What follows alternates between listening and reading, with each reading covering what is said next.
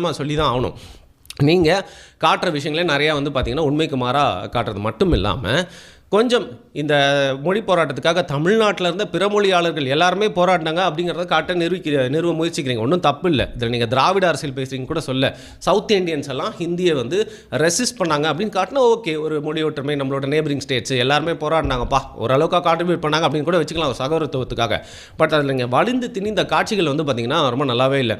For example நென்சல் படத்தில் வந்து பார்த்திங்கன்னா, இல்லை லோகேஷ் கனகராஜ் படத்தில் வந்து பார்த்திங்கன்னா ஒரு கர்நாடக ஹீரோக்கு ஒரு சீனு, தெலுங்கு ஹீரோக்கு ஒரு சீனு, மலையாளருக்கு ஒரு சீனு, எலிவேஷன் வச்சு அதுக்கப்புறம் நம்ம எல்லாருமே ஹீரோக்கு ஹெல்ப் பண்ணுற மாதிரி காட்டியிருப்பாங்களே.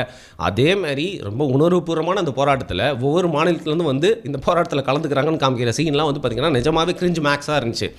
உங்களுடைய மொழி போராட்டத்துக்காக நம்ம ஆந்திராலேருந்து ஊருக்காக கொண்டு வந்திருக்கேன், நான் பெங்களூர்லேருந்து இனிப்பு சாம்பார் கொண்டு வந்திருக்கேன், நான் கேரளாவிலேருந்து பொட்டை கொண்டு வந்திருக்கேன், நான் வெஸ்ட் பெங்கால்லேருந்து மீன் கொண்டு வந்திருக்கேன் அப்படிங்கிற மாதிரி வந்து பார்த்திங்கன்னா ஒவ்வொரு ஸ்டேட்லேருந்தும் போராட வராங்க, எல்லாம் ஒத்துக்கிறோம். பட் நீங்கள் அதை வந்து இணைத்த விதம் அப்படிங்கிறது பார்த்திங்கன்னா ஒரு ப்ராப்பர் ஜங்ஷனாகவே இல்லை அப்படின்னு சொல்லலாம்.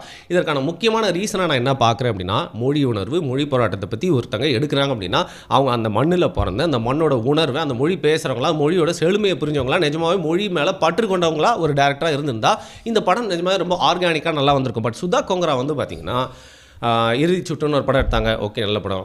சூரரை போட்டு ஓகே ஆவரேஜான மூவி, ஒரு வாட்டி பார்க்கலாம் ஓடிடியில்.